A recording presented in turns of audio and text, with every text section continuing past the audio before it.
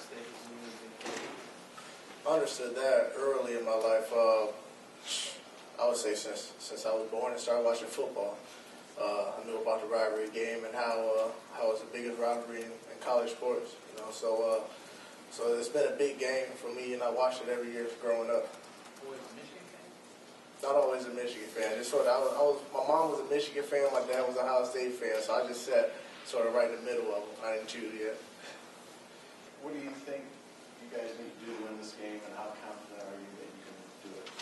Just got to be consistent. We got to be consistent, and we got to finish. We got to have all three phases of the team in full effect doing their best on Saturday. So that's offense, defense, and special teams. Everybody's got to come out and do their best, and we got to have great preparation this week and just come out and perform.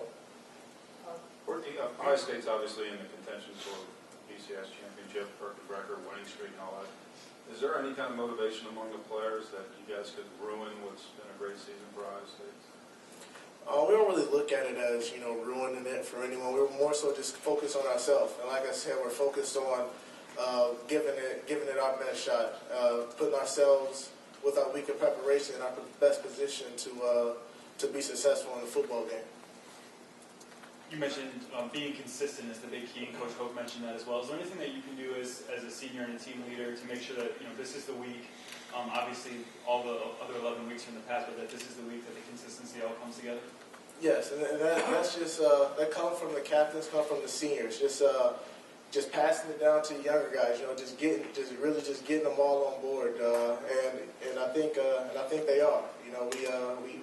We had a meeting, and we talked about everything, and everyone knows this is a week. Everyone knows this is a rivalry game, and if you need a big pep talk to get ready for this week, then you shouldn't be part of this rivalry. Back right, Jeff. I just want to clarify something Brady said. He said you guys practiced this morning, and I wondered, was that the first time this year, or even the first time you've done it since you've been here? No, sir. Was it the first time this year? No. On a Monday morning? No. On the left, Larry. When did you find out that you were practicing this morning, and what was the reaction of the guys? Found out after the game, after they handed out the schedules.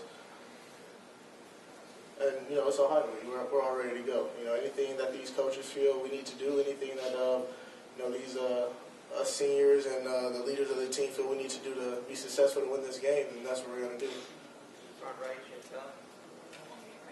You guys have talked a lot about consistency, the players and the coaches, and its consistency of play from play to play and getting 11 guys on the same page and all of that good stuff.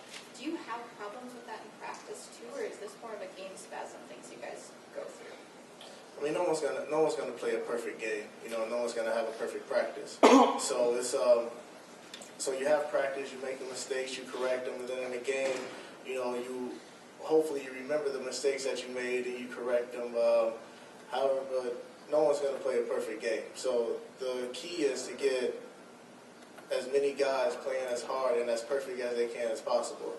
And so that's what we plan on doing, just practicing hard to get the most perfect play that we can get for Saturday. Front left, Angelique.